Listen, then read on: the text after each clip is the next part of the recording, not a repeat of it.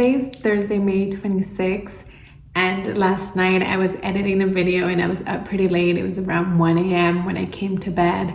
And when I finally came to bed, I felt like I had some butterflies in my belly, that something was different inside of me. And so I got kind of excited, and this morning I took a pregnancy test and it came out positive. As you can see, it's very positive. I was alone this morning. I had a few minutes to myself, and so I didn't tell my husband because on Thursdays he goes into the office and I didn't want to give him the news all rushed and stuff. So for us, Thursdays, we have Thursday wine nights. I won't be doing wine night tonight, but when we do sit down to have that TV time, and he'll be doing wine and I'll be doing my tea, I'll share the news with him. Really? What is it? No way! So we are a winner? But I don't think I can do it as well You think as my friend bedside. He or she? Oaxaca service. That's when we say you need to go to Oaxaca because you need to be. So we are heading to my first doctor's appointment. I should be now 8 weeks. I feel like I'm not. I feel like I'm at 7 weeks, so we'll see. But I'm, very excited that the day is finally here to go to the doctor. And here is the hubby. How do you feel? I feel pretty stressed. Real sick. I don't feel stressed. I don't know. I'm just trying to be optimistic and wait to see what happens. But yes, so let's see. We're on our way. We're here. We rushed. We're late. Let's see. Waiting for the doctor. Let's see how it goes. Yay! Little peanut. Oh. Yeah, looks good. We'll take some measurements and we'll Can we see hear the what we're heartbeat? getting. It's a little early to hear it because Oh. it's so small. But hopefully the next visit you'll be able to hear it. Yeah, earlier you mentioned that We have a consumer discretion baby. among The companies. baby is only measuring about 7 weeks, which is Some other kind of sectors that seem to expected. move I forward. expected it because I know that Do you I really see ovulate that a little bit later, population and I'm like a spikes 5-week that cycle kind of most person. sectors have So been? I kind of thought that would happen. It actually happened with Juliet and with Penelope. They both measured 7 weeks at my 8-week appointment, so I was not surprised. And it was really tiny. We couldn't really hear the heartbeat, like we didn't hear the actual sound, but the doctor was able to measure it, and she said it was a strong heartbeat. So I'm really excited. I'm really excited. Yes. So I'm 15 weeks pregnant, and this pregnancy, just like the other 2 babies that I've had, was planned. Prior to this pregnancy, I did have a miscarriage. I was 5 months before getting pregnant again. That pregnancy was a little bit unexpected. We weren't trying to get pregnant. When I found out I was expecting, I went immediately to the doctor and I was able to confirm that I was pregnant. Unfortunately, at that time, I was only 4.5 weeks pregnant, or so the baby measured 4.5 weeks. And then I was told to come back for the 8 weeks. And unfortunately, the weekend before going to my 8-week appointment, I miscarried. It was a tough weekend. It was Thanksgiving week, and like I said, it's always like a fear of any person that gets pregnant, any woman, that you would miscarry. And when it happens to you, it's just, so devastating, and it's just a feeling that you can't really understand until it happens. Even though people and close friends or family members, it hits differently when it happens to you, right? And I thankfully was, able to overcome it. I put a lot of my frustration and a lot of my feelings into working out and running. That was something that I was really focused at that time too, into running a marathon. And so I just thought this wasn't meant to be. It happened for a reason. you know, I was grateful to have been pregnant, and, you know, for whatever reason, it didn't happen. And so I just kind of, you know, dealt with it, grieved it, and then decided to continue on and training for running a marathon, and that really helped me a lot. And then as soon as I finished training for a marathon and I ran my marathon, I knew I wanted to get pregnant again. Initially, right off the bat, after the miscarriage, I didn't want to get pregnant. It's not something that I wanted to try again immediately. I didn't feel like it was the right time for me, for my body. I did let my body heal naturally, and I did a video on kind of my experience and very like, this is what happened, A, B, and C, in terms of how I dealt with it and how I dealt with it like physically and the process with the doctors and stuff like that. I didn't really open up about you know, the pain and all that stuff, because I just felt like, I don't know, it's really hard. It's really hard to come on camera and talk about it. And at that point, I just felt like I just wanted to communicate, you know, what was the process of a miscarriage and how long it took for me to heal, how long my body took for it to heal. And so I made that video, and then I knew that that was kind of like the closure for me. That really helped me in that sense. And like I said, I continued to train for my marathon. I ran for my marathon, and as I was getting closer to that, so I found out I was pregnant in October. The miscarriage happened in November, late November, like I said, Thanksgiving week. And then somewhere between January and February, my husband and I had talked about, you know, possibly getting pregnant again after the marathon. And that's something that we both wanted. That's something that we felt like it was the right time now.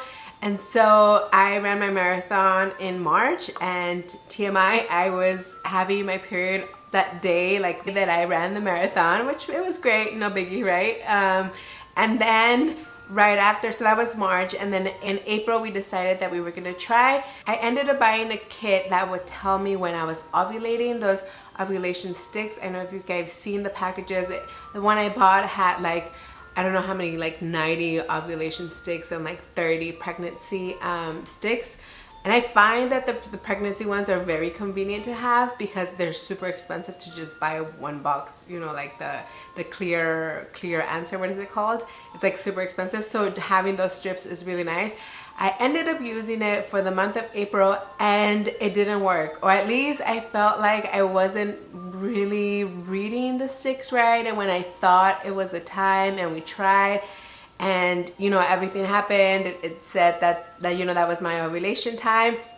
You know, we tried, and then like a week after, I didn't feel any different. I didn't feel pregnant, and I am a person that feels super tired, super exhausted, and I know when my body is pregnant to some sense. And that's actually how I determined for my miscarriage pregnancy that I was pregnant, because like I said, I wasn't expecting it, and because the way I was feeling and just exhaustion and all those like symptoms that I usually have when I am pregnant, that's what led me to take a pregnancy test. And I was right, I was pregnant. So for the month of April, I didn't feel anything, and I was a little bit disappointed. I was still hopeful, and I still took a pregnancy test, and it came out negative. And yeah, it was a very disappointing time. I remember I told my husband that I had taken a pregnancy test and that it was negative, and you know, he was like, you know, it's gonna happen, it's okay. But for me, I took it really hard for some reason.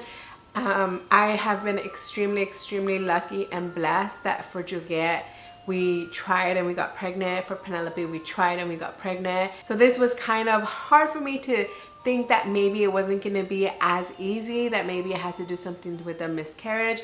And so I was a little bit nervous, I was a little bit scared, I was a little bit anxious about it. And so for the next month, the month of May, we tried again, and this time I didn't use those ovulation sticks. I kind of was like, forget this. It didn't work, it's not working for me, or I didn't feel like I was consistent with it. It was like a lot of work to do it at the same time and a couple times a day. And so I just decided to go like the old fashioned and just kind of read my body and see how I was feeling and my mucus, and that to me is like key to know when I'm ovulating. And I was right, I was ovulating, we tried, and we got pregnant. And I started to feel more and more and more exhausted. I started to feel nauseous. With the other girls, I've also felt nauseous, but it's kind of like the sense where like this really, really bad taste in my mouth, but I don't actually throw up. And so I had that all over again. And the only way for me to get rid of that is for me to eat something to, like, you know, get that taste out of my mouth and put an actual, you know, food taste in it.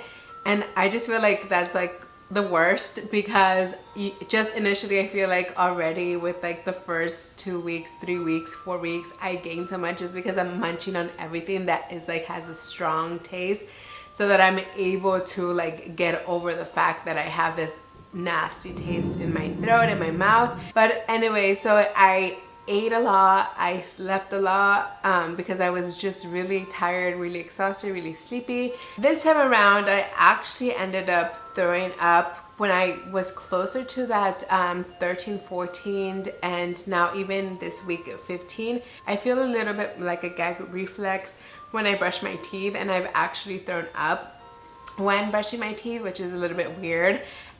Especially because I'm 15 weeks pregnant, but that's still happening to me. But I don't have the nausea anymore, like that nausea, nasty feeling anymore. It kind of faded away starting at 12 weeks. Now I went back for my 12-week appointment, and it measured as it should. Everything seemed right and everything came out perfect. I have felt a little bit more a sense of relief, and like this baby is strong, this baby is healthy. Nonetheless, sometimes I still get anxious and I still get nervous that something could happen. And just having gone through that experience of a miscarriage, like it does stay with you. And I mean, you don't want it to be like there and be fearful, and every pregnancy is different. Every single one is independent from the other. In most cases, but it's still a fear, like, you know, the pain, and you just don't want that to happen again. And so I'm really trying to really enjoy this third pregnancy and just take care of myself in terms of, you know, exercising but not overdoing it, and eating healthy but also eating the stuff that I want to eat and that I crave. I'm a big foodie, so I feel like I use this as an excuse, to be honest, to eat anything that I want. I'm just enjoying it. I am now 15 weeks, like I said, and everything seems to be going perfectly. In terms of Juliet and Penelope, we told them, or we told Juliet, who understands a little bit more, after my 8-week appointment. That's when we share with our closest friends and our family that we were expecting. I shared it with my mom as soon as I got home. I shared it with her and with Juliet, and she was very excited. She was very sweet. She kissed my belly at that point. It was very nice. She was so sweet and so kind. For Penelope, I tell her there's a baby in my belly, and she just kind of goes like, baby, baby, but I'm not really sure she understands it as much. So now I'm just waiting for my next appointment, which is going to be for the 16 weeks, which is in a week, and I just hope everything's okay by then. I keep telling myself, you know, I was going to do this video earlier, and then I was like, no, I'm going to wait for that 12-week mark. And after the 12-week mark, we had planned vacation and work related. I had to like figure that stuff out before I could publicly announce. But now I'm so happy I can make this video and I can share with you guys. So I hope you guys enjoy this journey with me. It's something very special to me and that I want to share with you all. And I'm gonna make other videos about things that are specific to pregnancy, things that I've learned from the other pregnancies that I am now doing now or implementing or changing up. I'm gonna do some videos on that. So if you are expecting, if this is your first pregnancy, congratulations. If this is your third pregnancy, I'm there with you. Even if you're also like currently trying and struggling, I just want to say that I pray for you. I pray that you have this pregnancy that you so desire. And I send you just all my love and all the most positive vibes so that you can continue on this journey that I know is very, very hard. So we have here Juliet, who just took a bath and got back from preschool. Say hi. Hi. She's in her Isabella dress. Do you want to say something about baby? Yes. What do you want to say? Hi everyone, my name is Gillette. Welcome back to my channel.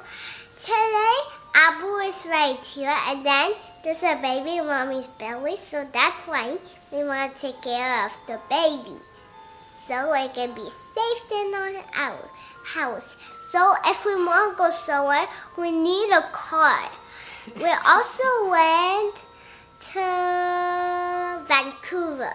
I want to tell about Vancouver. Yes, so we're gonna share a vlog about our Vancouver adventures. We just came back from Vancouver and we're gonna share that in our next video too. Did you like Vancouver? What did you like about it? I liked about the yummy food. The yummy food. There was a lot of yummy food. There was a lot of new places that we visited, right? There was gondolas. There was what? What else? Some hiking. There was some mountain. Yeah, so we're gonna share all of that with you in our next video. For now, let's say bye. Bye. See you next time. Don't forget to like this video, subscribe to the channel, and thank you for watching. Thank you for watching.